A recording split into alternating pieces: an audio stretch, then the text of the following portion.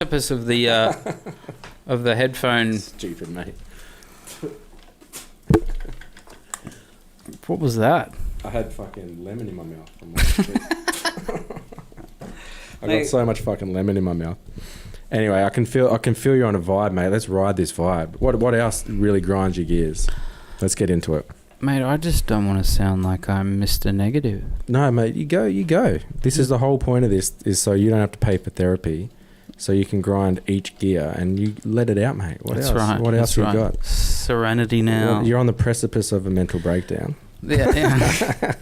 An unprecedented precipice. Has anyone been on Mr. Deepfakes? But let's okay. Look, no, I want to ask you. I want to talk to you. Well, I see if I can engage your interest for a bit, because music is like seriously one of the most affected corporate industries of COVID. I'm not going to talk about because of COVID. But yeah, right now, so the new employee that I went to, so I was at Universal Music, now at a new label, was at the new label for 3 months, COVID hits,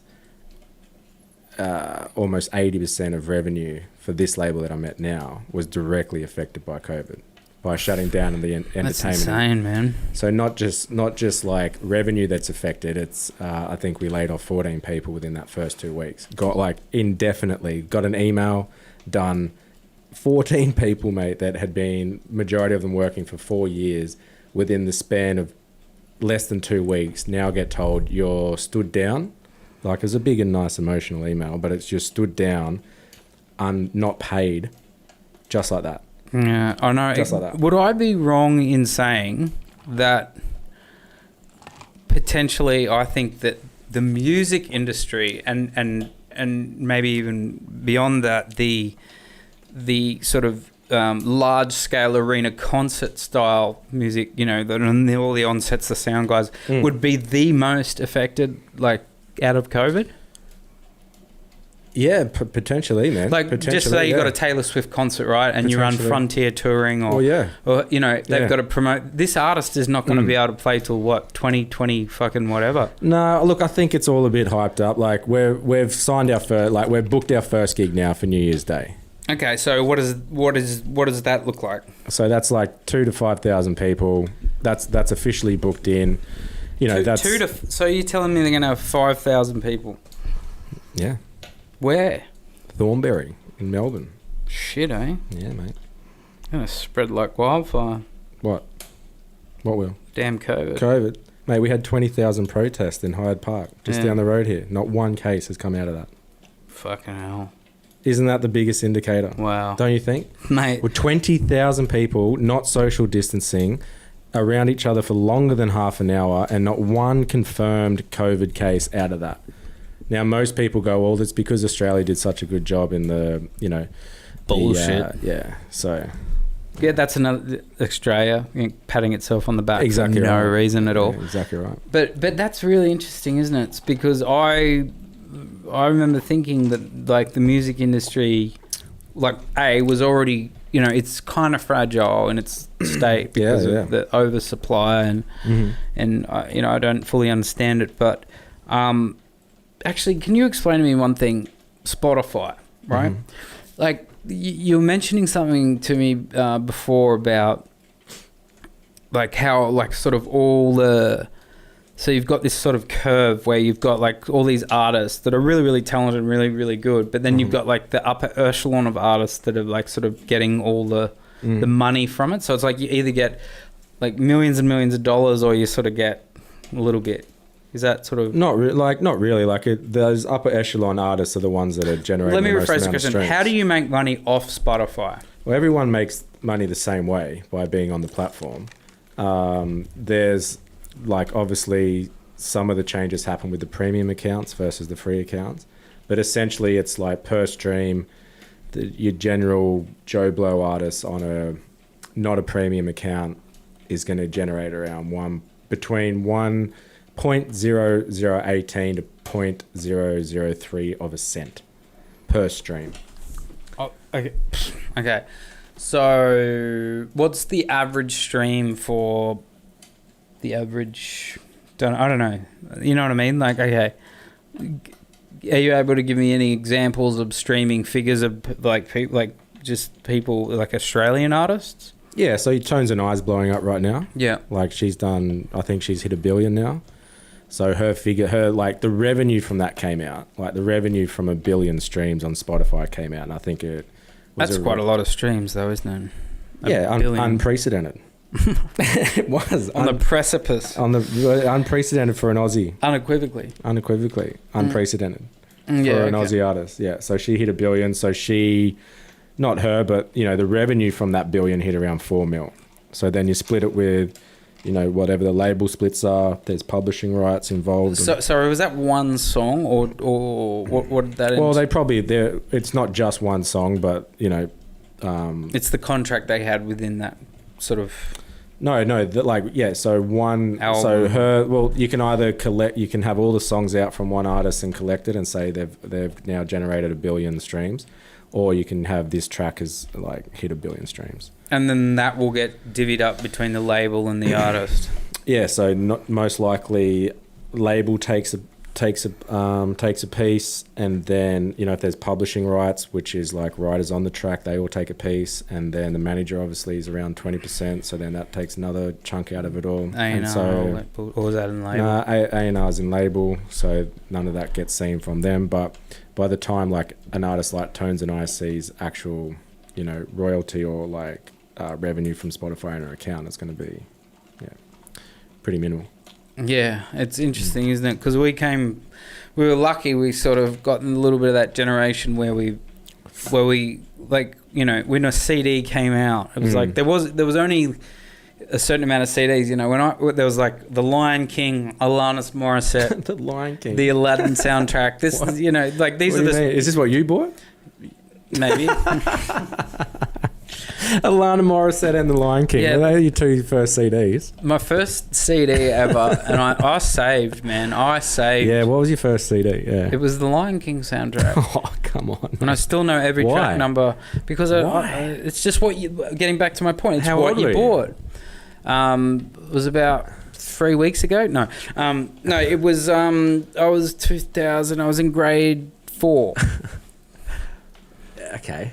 Grade 4. Yeah, so, but I remember I saved that $29 at Sanity Music. Yeah, $30 for a CD back then, man. Yeah, but that's what happens, and you appreciated every single little track on it to the point where, how good's track 12? Now it's like, it's just swipe. Yeah. It's like, but look, you know, I sound like my dad, but the thing is, I guess what I'm saying is that you've got, it must be hard. Like, what do you, as a label guy, what is it? What do they look for in an artist? Because to me, it's way less about the music now. like what makes an artist profitable? Well, there's a few things, but I think Jimmy on what you said, like greatness and what makes a good artist now. Jimmy Iovine's just come out with an interview, and I think he's absolutely nailed it. He said that the bar of greatness has dropped ever so slightly in this day and age. So with all the saturation of music and the saturation of talent coming out, he said ever so slightly. Yeah, I would say dramatically, but that's just me. No, there's still great artists, man. There's still incredible artists coming out. They are. Well, but okay, not so isolated per artist, but the standard of greatness. The standard of greatness, and I have various technical reasons for my answer. It's the laptop studio guy versus the, you know, back in the day when they would spend a lot of time, like they just spend less time on tracks now, you know. It all had to be recorded on tape. And look, I sound like an old man, but it is, you know, much easier, which is a good thing, to make a song these days of good quality, like, you know, decent quality. Yeah. But, you know, there's also certain things that have been lost, particularly when you're talking about analog hardware and all that sort of stuff. And I don't think the actual physical playing has been lost. I think the amount of time, so like the hours that went into an actual song and that's where it's been like these classics, the Bowie classics, through all the 80s, and I just don't think this time right now will be remembered for great music. No, but then you're having like unprecedented sales. So because there's more people. There's more people listening. Yeah, and the accessibility might be a factor as well. But I think he's absolutely nailed it. That like greatness is still around. It's just that perception of the standard has dropped a little bit. Like I think that is true. I think availability to make music has maybe diluted the quality a little bit. Yeah. But I mean, look, there's still incredible artists out there. There's still amazing voices. I was about to say, without interrupting you, that the voice, there will always be a voice that has a sixth dimension of unbelievable. Adele's insane. Exactly. Yeah, but I guess what I'm talking about is the business / production value, plus, like just the, it's, I don't know. It'd be good to ask someone like a little in the Gen Zs, what they think. But I see a lot of them listening to like the music we were listening to. Yeah, and that's become a sort of a kitsch thing now, right? Well, I'd say it's more than kitsch. I'd say it's popular. But like the younger generations are doing it because it's a bit of a thing to do. Yeah, okay. Like talking heads now is like this ridiculous hipster fad. Oh yeah, if you live in Newtown. Exactly right. Well, there you go. Yeah. But I don't listen to anything that comes out of Newtown, do you?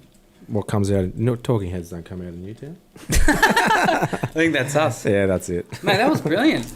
Was that listening enough then? Yeah, but also you look at your computer when I talk. Oh no, the thing is, I think we are so we're almost too comfortable with each other. Okay, I like it. I'm just checking. Okay, because I'm and you're just looking. No, at mate. Sorry, I'm trying to keep it on the levels. Yeah. Yeah, I think it's good, mate. Everything's there. All the elements are there, mate. Let's have a watch, man. Well done. I was enjoying that because you know what it does. It actually focuses you on a good combo. Well, that's the whole point. That's the whole point. We should just call this show The Art of Conversation. Should we just call it Unprecedented? Mate, we're good. We're great. Yeah. Me and you, because I reckon we're good, man. Yeah, I don't want to fucking please the crowd. It's not, it's not about pleasing the crowd, you dickhead. It's about, I still think you can do this by yourself. I still think you should be the host. I think I would much rather just come on every now and then. What about if you're a regular, like the main guy? No, I'd just rather come on and just have an interview. Okay, I've got Town to come in to talk about music and just leave it at that. Really? Why? Yeah. Because you don't want to be part of it? No, dude, I'll be here, but I just think the way you talk, you're way more geared to just hosting and saying it's like an opinion piece for you, right? Yeah. So this should be your little world to say what you want to say, and then you get the guest on that you want to get on, because you'll be much more engaged with them and you will want to listen to them and talk to them. Okay. Well, I think that's the best way to move forward with this. Okay, well, I'm just going to listen to you because I'm having fun. I don't know what else to... Yeah, no, dude, I'm having a great time, but I just, looking at you then, I'm like, oh, dude, you just need to do this, and you need... How I would do it is, if I was you, I would, for 20 minutes, just have your say on everything. Like, you pick your points that you want to talk about, and then you get your guest in, and then you do just the interview with the guest. That's how I could see it working really well. Oh, wait, really? Why? Mate, I'm here. I'm happy to be here, but mate, I'm definitely a very opinionated person. Like Tom Dalzell said to me, the first memory I've got of you is with everyone at the day boy houses, crowded around down in Morse House, and me going there. I'm fucking sick of these teachers. That's what I'm saying. Like, you should have a moment. You can't change that. Well, no, I'm not asking to change that. That's what I'm saying. I think you should have the moment where you just roll camera, you do your down at the boarding houses with everyone around you talking, and then you get your guest in. What